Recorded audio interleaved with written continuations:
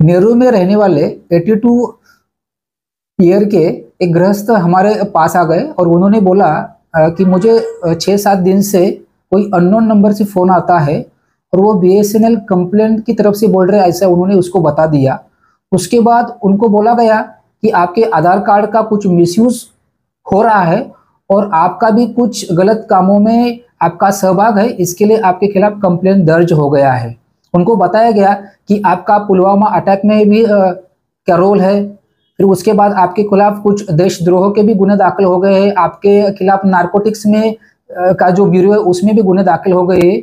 इसके लिए इसी तरह उनको डराया गया और बोला कि आपको रिजर्व बैंक ऑफ इंडिया में कुछ पैसा रखना पड़ेगा और वो जब वेरिफिकेशन हो जाएगा रिजर्व बैंक ऑफ इंडिया से और नारकोटिक्स ब्यूरो से तो वो आपका पैसा वापस दिया जाएगा। और उनको धमकाने के लिए उन्होंने बोला कि आपके जो घर वाले हैं उनके खिलाफ भी उसमें एफआईआर दाखिल हो गया है। तो उन्होंने घबराने के बाद वो जो पैसा है वो 4 एंट्रीज में 32 लाख रुपीस जो फ्रॉडस्टर ने बोला था वो अकाउंट में ट्रांसफर कर दिए और बोला कि अभी मैं इसके बच सकता हूं। लेकिन फ्रॉडस्टर के तरफ से फिर से 36 लाख की मांग होने लगी। तब उनके समझ में आ गया कि उनके साथ चीटिंग हो गई है, तो इसके लिए उन्होंने फिर साइबर पुलिस स्टेशन में आके कंप्लेन दिया। जो प्रिलिमिनरी इंक्वायरी है वो करने के बाद हमने तुरंत ही एफआईआर दाखिल कर दिया है और उसमें जो इन्वॉल्व है जो बैंक अकाउंट्स है उनको तुरंत ही फ्रीज कर दिया है।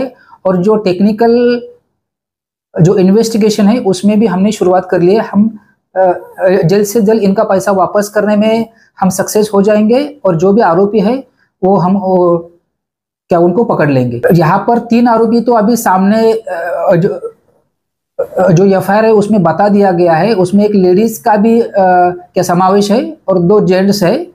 और इसके बाद भी बहुत उसमें आरोपी मिलने की शक्यता है क्योंकि इनका एक गैंग रहता है, एक कॉलिंग करने वाला गैंग रहता है, बैंक अकाउंट का जो सप्लाई करने वाला वो एक गैंग रहता है, सिम कार्ड देने वाला एक गैंग रहता है और उसके बाद इनको जो हैंडल करने वाला है वो भी एक अलग सा गैंग रहता है। ऐसा एक गैंग उसमें समावेश रहता है, उसको भी हम पकड़ने वाले। ये गृहस्थ 82 ईयर्स के हैं। ये पहले कुछ उनका बिजनेस करते थे फॉरेन में, लेकिन अभी ये 4 साल से यहाँ पर सेटल हो गई है। लेकिन उनका ये जो भी इसके बारे में किधर भी इनका सहभाग नहीं है, लेकिन इनका एज देख के और इनकी भावनिक उनको आह्वान करने के बाद उन्होंने उनके साथ चीटिंग किया है। जो ह्यूमन बिहेवियर के जो वीकनेस रहते उनका फायदा उठा के इनके साथ चीटिंग किया गया है।